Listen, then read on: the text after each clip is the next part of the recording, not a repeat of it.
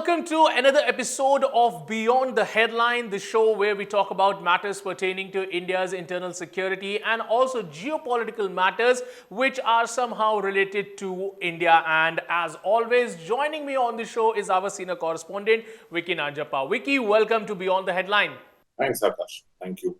So, Vicky, very interesting thing happening as far as India is concerned on a geopolitical level. So now India, for an year would be has the presidency of the UN Security Council, and over there for the past 2 days, it has been very eventful for India, if we say, because Dr. S. Shankar, who is the External Affairs Minister, has been taking the case of Pakistan for 2 straight days. First, it was when, talking about in terms of Pakistan being a terror state, and then, when Pakistan's foreign minister talked about Hira Ambani Khar, talked about India using terrorism. So over there, then S. Shankar reminded that what the former, Secretary of State Hillary Clinton in 2011 told Pakistan that if you keep on breeding snakes in your own backyard, don't always expect that it's going to bite the neighbor. It can always come back and bite you. So something like that has happened. And so first of all, I want to get your, point of view in terms of what has happened in the UNSC for the past 2 days and how Dr. Jaishankar has, taken, Pakistan to the cleaners. No, I mean, firstly, it all began with Pakistan Minister Hina Arabani Khan. She said that she's the one who made the statement that New Delhi is using terrorism, as a weapon. See, not only is that, I wouldn't, want to classify that statement as audacious. I would like to call it shameless, actually, one thing. The whole world talks about them, about, breeding terror. That is one.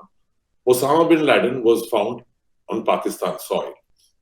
Maulana Masood Azhar is in Pakistan. Hafiz Saeed is in Pakistan. There are US reports by not only our intelligence community, by multiple intelligence communities across the world that it is Pakistan which is behind the Mumbai 26/11 attack. One, it's an open secret, and I don't know what the minister was thinking in Pakistan. When she even made a statement like that. Considering they just got off the grey list in the Financial Action Task Force. So, as I said, that it is not audacious; it is shameless. Actually, okay, that is one thing. Not being able to clean up your own backyard from terrorists. So, you tend to blame India. And for their bad luck, they had to, get in front of our foreign minister who's so, straightforward and, upright when he, makes a sentence. When he makes any kind of a statement. And he really called them out very well. That is one. In fact, one of the more favorite statements that he made yesterday was when that Pakistani journalist asked him that question about, terrorism. He just looked at him and he said, I think you're asking the wrong minister, actually. All right. It is your minister you should be asking for. I think, that was something like that. And the way he does his foreign policy, that's one thing, there's so much of change, basically, after the Modi government has come in power. And he's only gone on to, showcase it in the world about, that we are not going to sit quiet and, listen to it and things like that. Definitely, he wanted to make it look like, it's not going to be a no comments kind of question for the Pakistani journalist. He used that forum perfectly, to call out Pakistan. True, Vicky, and if we talk about a day before that, we're talking on Hira Ambani Khar and what she said. But before that, the foreign minister of Pakistan, Bilawal Bhutto, who was there, in the UNSC, and at that point of time, he once again raised the Kashmir issue. When time and again, India, and not just India now, even the United States and other countries have acknowledged this thing that Kashmir is India's internal matter. And when India revoked Article 370, then there was an again hue and cry about human rights and everything about from the Pakistan. But when we talk about Pakistan and going towards the Pakistan occupied Kashmir, we see the kind of life that people are over there living. And I think that that also Jaishankar, Foreign Minister Jaishankar, very aptly said this thing that people who harbor Osama bin Laden and have been harboring terrorists for ages should not be talking on those lines. So, what is this? Why is this obsession with Kashmir, and why is Pakistan still stuck on that record for more than 7 decades now? Yeah, I think it's high time they come to terms that neither Pakistan nor POK belongs to them. I'm sorry, neither Kashmir nor POK belongs to them. Actually, that is number one point. And also one more thing, when in 2019, August 2019, when the decision was taken to abrogate Article 370, it was basically a message by saying, we are not going to have two separate constitutions in our country. It is very much an integral part of this one. This is not about, human rights or someone losing special status or anything of that sort. If a Kashmiri is allowed to come to another part of the country and invest in property and purchase property, then why not any other part, Indian from any other part cannot go to Kashmir and do it? And when Article 370 was abrogated, actually, that was one big thing which actually changed. You could go, you could settle there. It's clear, just look at this. The thing is the number of terrorists that have been gunned down this year. So, like cowards, they're sitting and, doing their psyops out there by, putting out hit lists and, trying to target innocent people and all that. That is because there's a lot that is changing. Now, I think it sounds really, kind of boring when Pakistan talks about Kashmir. Get over it. That is one thing. It does not belong to you all. That people don't want to be with you all. Okay. Would the people of Kashmir definitely want to be in a country which is so debt-ridden? Would the people of Kashmir want to be part of a country that, actually, development is nothing? A country that is so, top dependent country on China, basically. And the kind of Chinese debt traps that happen. We saw it in Sri Lanka. Definitely not. So they are trying to, raise it on any issue. But honestly, Akash, if there was something really wrong in which the Indian government did while abrogating Article 370, why wasn't there so much condemnation from the rest of the world? Barring the usual suspects like Turkey, which is their new muse now out there, one grouping called as the OIC, which it's only Turkey and Pakistan which keep talking, they speak the same language. There was no condemnation from the rest of the world. If you are saying that this is a part of our country and we want a common code. In fact, there were two separate penal codes also. They had the Ranbir penal code and the rest of the country had Indian penal code. So that is the issue. I think they should get over it. True, they should definitely get over it. But I think, one other country that should be getting over it is like trying to be a stumble stone for India, getting that permanent membership of the United Nations Security Council, which is China. Apart from China, Russia has always been, siding with India when it comes to getting that permanent membership of the United Nations Security Council. And now other countries, like France and Iran and other countries have also, backed that India should become a permanent member of the Security Council. So, what does it mean, for India to become a member of the permanent member of the Security Council in terms of geopolitics, in terms of India's policies when it comes to other countries? What does it signifies? See, it's a changing world order. That is one. And for China, it is one point problem is that they want to be the most powerful country in this region. That is a one point, and that is why. But I'll remind you of a statement which was made by Dr. Jaishankar about the UN itself. That's saying if they continue to behave like this, they are going to start becoming outdated. One thing, okay. So we are hosting 3 major conferences on terror. We have the G20 presidency. It's become such an important country now. Most of the world cannot do without us. So this basically it is China is the same country which kept on vetoing this one. What is that? Or whether Jaish-e-Mohammed should be, designated as a terror organization or Masood Azhar. The number of times it was actually, blocked by China, only at the insistence of Pakistan. Only goes on to show, how important Masood Azhar is for Pakistan, basically. The same country which says Delhi is using terrorism. Okay. So Masood Azhar. In fact, another interesting thing is, Masood Azhar was in fact part of an assassination bid on Pervez Musharraf. Okay. Nothing happened to him in Pakistan. It only goes on to show that he's such an asset out there. That is one thing.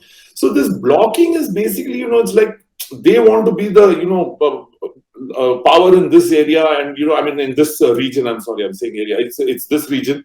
So that is the only reason they're blocking. But if the UN doesn't act upon it, I think it is as what the foreign minister said, that that body is going to start looking very outdated, basically. Especially, when I talk about terror conferences, which means, we are in a position to sit and tell the world is like, how the fight against terror should be, considering the amount we have faced actually.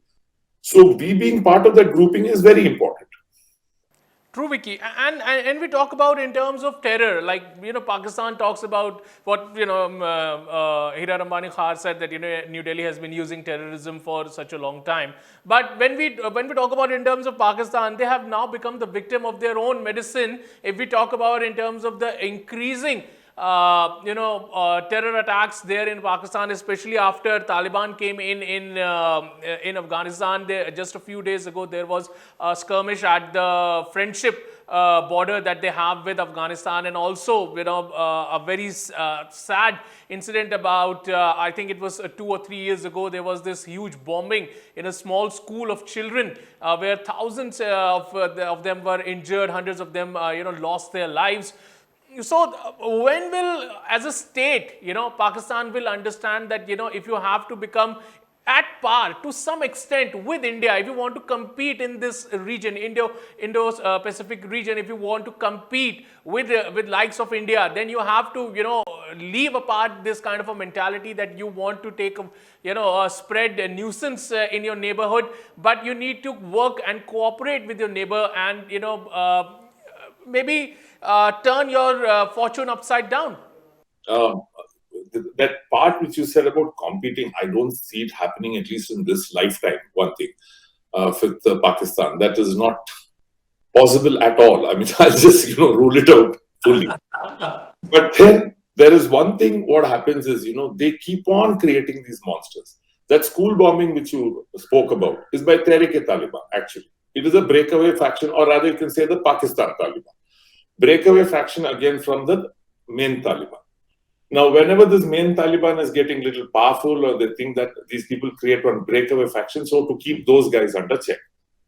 The Islamic State Khorasan province is just another, to keep the battle on between the Taliban and the Islamic State out there. So these are monsters, this one. And somehow it's, coming back on them, but at what cost? This embassy firing, again, Islamic State. Okay, that is one thing. Again, a creation of Pakistan in the region there. Because that actually, if you look at it, Abu Bakr al-Baghdadi, the main guy, he was not in favor of the creation of this, and he wanted it merged, but Pakistan didn't allow it. So today it is coming back to bite them. But about the Tehrik-e-Taliban, which is again a monster created by them to, break away that main Taliban or something, it resulted in the loss of, lives, innocent lives, I wouldn't just say children, but really innocent lives. And their policy doesn't seem to change because, it can't. It's gone beyond the point that these likes of Hafiz Saeed and, Masood Azhar become so very powerful, so very powerful. You see the thing about that point also, coming back to the UNSC point also. We also, when Pulwama happened, we went into their territory and struck their terror camp out there. Was there world condemnation? No, there was no world condemnation because, we started calling them out even more loudly. Correct, Vicky. And in terms of, if we talk about, breeding terror, not just in India now, and, to some extent, what has been said, what the murmurs are that, to some extent, what the coming back of Taliban in Afghanistan was, there was a huge hand of ISI there. And now we see that ISIS is now targeting, Pakistani embassy there in Afghanistan also. So the situation doesn't seem too well for Pakistan on the either side of its borders.